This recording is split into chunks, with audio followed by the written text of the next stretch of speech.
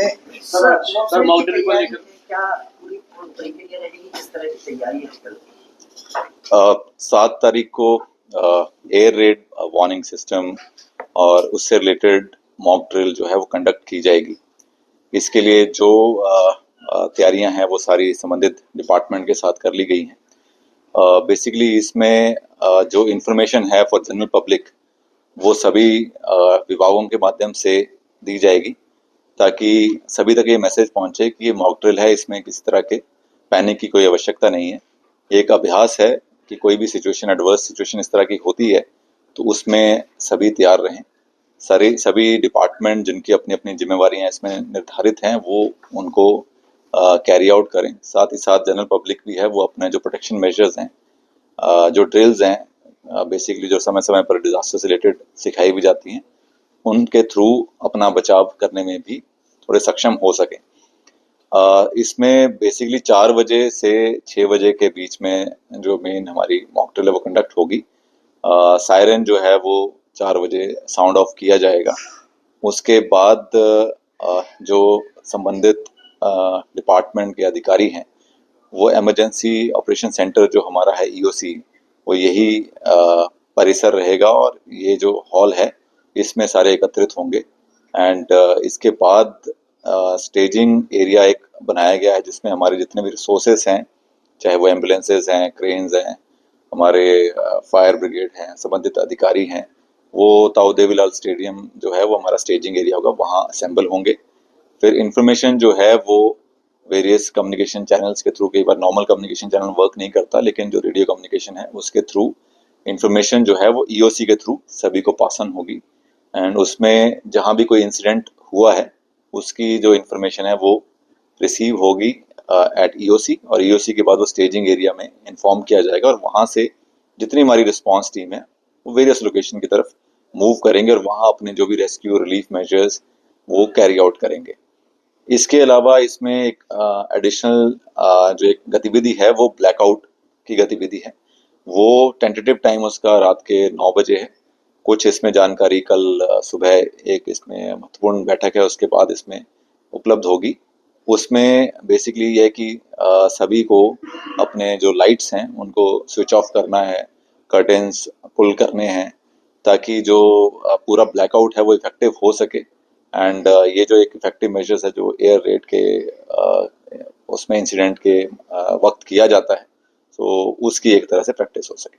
Mock drill की बात करें सर, कौन कौन सी लोकेशन से डिसाइड की गई है जहाँ पर ये की जाएगी मॉक ड्रिल? बेसिकली इसमें हम इंस्टीट्यूशनल एक साइट डिसाइड करेंगे, एक कमर्शियल साइट डिसाइड करेंगे और इंडस्ट्रियल एक साइट जो है वो भी हम एक फाइनलाइज कर रहे हैं। जो हमारी मेजर इंडस्ट्रीज है उसमें से एक साइट को चूज करेंगे। एंड कोई और जो अपना जैसे हॉस्पिटल की साइट है उसको भी हम डिसाइड करेंगे। सो इसकी जो सारी रूपरेखा है वो अभी हमने कुछ चॉकआउट की है, लेकिन जो विस्तृत जानकारी है वो कल जो सुबह की बैठक है उसके बाद हम और डिटेल में दे पाएंगे। वेरियस माध्यम से हम आपको भी सूचित करेंगे और जो हमारे सोशल मीडिया हैंडल्स हैं उसके माध्यम से हम सूचित करेंगे। सर 4 बजे से लेकर 6 बजे तक का जो समय है वो ऑफिस का समय है, लोगों का पैनिक ना हो, लोगों में भगदड़ का माहौल ना बने, मॉक ड्रिल को लेकर क्या लोगों तक ये बात पहुंचाई गई है कि इस तरह की कल होने वाला है?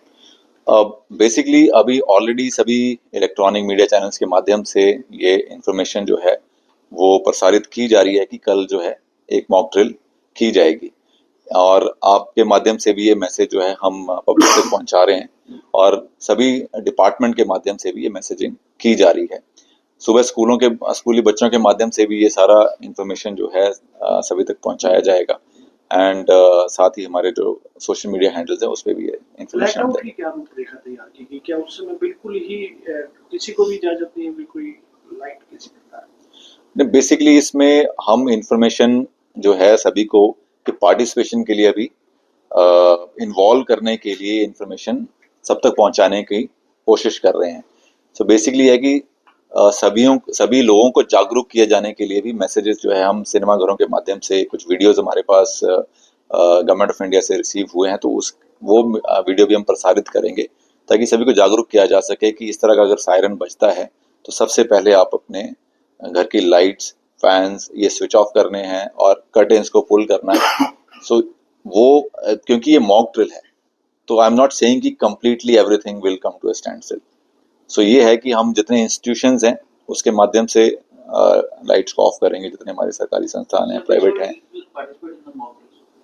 मॉक ड्रिल में सारी टीम पार्टिसिपेट करेंगी हमारी, चाहे वो एम्बुलेंस से रिलेटेड है, उसके अलावा फायर ब्रिगेड है, क्रेन्स हैं, जितने रेस्क्यू डिवाइसेस हैं वो सारे उनके पास रहेंगे।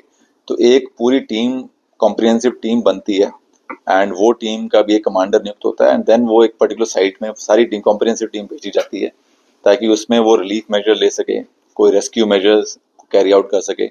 इसी तरह से कोई इंजर्ड हैं तो उनका ट्रियाज वो कर सके कि कौन से इंजर्ड को वहीं पे फर्स्ट एड दिया जा सकता है, कौन से जो इंजर्ड व्यक्ति हैं उनको इमीडिएटली आपको हॉस्पिटल पहुंचाना है। तो इसके लिए बहुत सारे हमारे सिविल डिफेंस के वॉलंटियर्स, एनएसएस, एनवाईके, एनसीसी, ये सारे वॉलंटियर्स इसमें शामिल होंगे। साथ ही जो हमारे डिपार्टमेंट के जितने भी कर्मचारी हैं, अधिकारी हैं, वो शामिल होंगे। क्या शेल्टर्स भी ढूंढने जा रहे हैं गुरुग्राम में? ऐसे कौन से शेल्टर्स हो सकते हैं जो सेफ हो सकते हैं? उसके लिए भी क्या आदेश दिए आपकी ओर से? बेसिकली जो हमारे पास इससे रिलेटेड इंस्ट्रक्शंस होती हैं उसमें यही है कि इस तरह की सिचुएशन में जितने भी हमारे पास, वैसे तो ट्रेंचेस का भी जिक्र होता है, आपके अंडरग्राउंड बेसमेंट पार्किंग का जिक्र है, कोई अंडर पासेस हैं उसमें जाने का जिक्र है कि इस तरह की सिचुएशन होती है तो आप अपने आप को खुद को बचाने के लिए इन लोकेशंस पे, उन जगहों पे आप जा सकते हैं। और जो भी शेल्टर्स हैं वो सभी इसी चीज पे डिपेंड करते हैं कि immediate response would be that. After that जितने भी हमारे संस्थान हैं, चाहे वो सरकारी संस्थान है, इवन प्राइवेट संस्थान भी, किसी भी डिजास्टर